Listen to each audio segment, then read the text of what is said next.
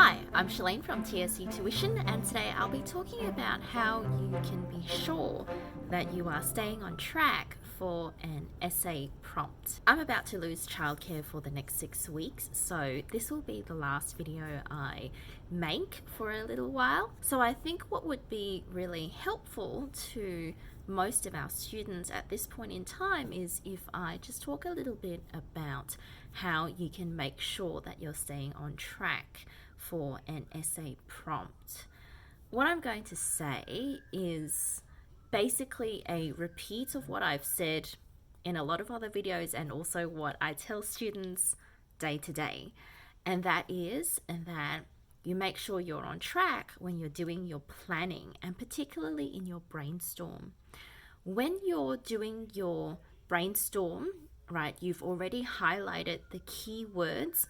And I've talked about this before, but when we're highlighting keywords, we only want to highlight 3, maybe 4. I wouldn't advise 4, but 3 is generally a good number of keywords to highlight. You don't want to be highlighting your command words like what is, do you agree, discuss. Like those are givens, right? What you want to be highlighting are key ideas that you're being asked to talk about. So if the prompt is about, say, in Rear Window, right?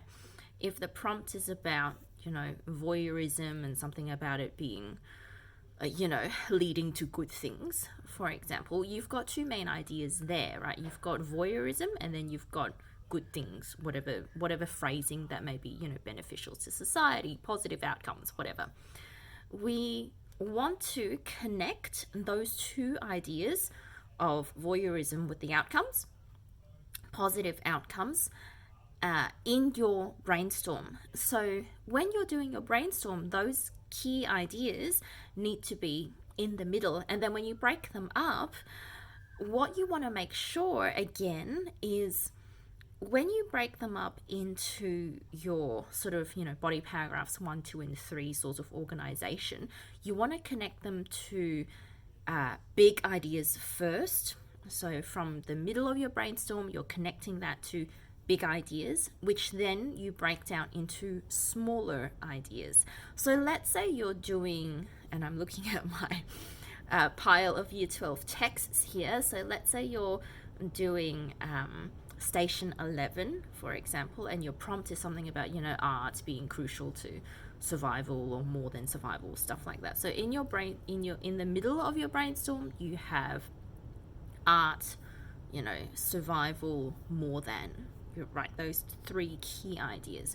So when you break that down into your main ideas or your big ideas, I think you would be remiss if you didn't talk about at least what is art, right? How does it lead to survival? And then how does it transcend survival, as in what does it give more than survival? Right? What does it bring to these characters' lives that art in their lives make their lives, mean something or make it worth something? So when you're looking at your brainstorm, you should have key ideas in the middle, connected to big ideas. And when you're looking at those big ideas, it's worth thinking about which bit of the key ideas am I breaking down, right? Am I breaking down like the subject? So in that Station 11 example, you're talking about art, right? What is art? What does it look like? What is its function? How do people create it, etc., etc.? And then you want to then at least have 1 or 2 big ideas then connected to survival or transcending survival. It's hard to provide model plans or model answers because everybody's interpretation is different. My interpretation of a text is always going to be different to a student's interpretation of the text, which is why at TSC Tuition we don't provide answers, because that's not what the subject is asking for. The subject is asking for the student to present a interpretation that is well supported by evidence and provides, insights and all those other meta language words that we like to use in the education profession, which you don't really need to know, but students do need to know, in that because there are no right answers, you also can't have wrong answers. But the thing is, when we're looking at these essay prompts, we have to make sure that we are addressing at least the main ideas that we're being asked to address in the prompt. So that would be my key takeaway for this question of how do I make sure I'm staying on prompt. Make sure that you're highlighting your keywords. Make sure that when you're doing your brainstorm, you're fleshing it out into big ideas and then breaking that down into small ideas before you attach evidence to it. If you attach evidence straight into the keywords, or even evidence straight into your big ideas, what you'll find is that you'll end up talking about the evidence rather than any sort of interpretation or any sort of breaking down of ideas in your body paragraph. You'll end up saying character does X, Y, and Z, and that shows theme. Not a great body paragraph, really, structurally anyway.